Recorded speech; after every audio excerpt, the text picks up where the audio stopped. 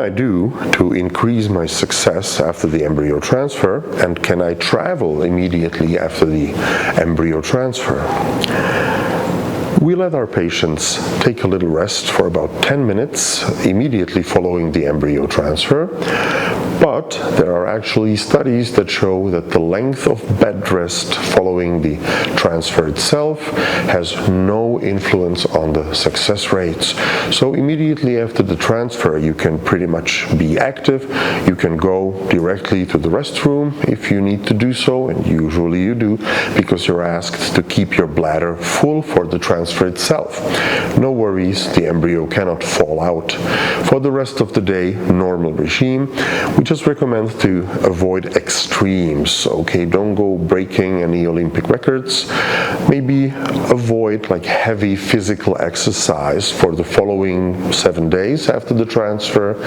No heavy lifting, no contact sports, but otherwise you can stay active.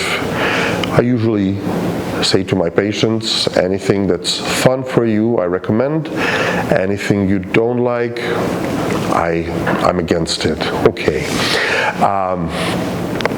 As far as the traveling goes, it's pretty much allowed, especially a car drive shouldn't be an issue whatsoever. If it's a longer trip and if there's flights involved, usually that's a little stressful and the pressure's changed.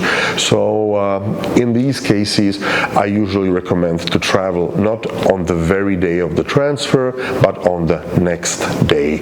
You certainly don't need to wait for a week or so. Still, on the other hand, the question, when does the embryo implant, comes up quite often.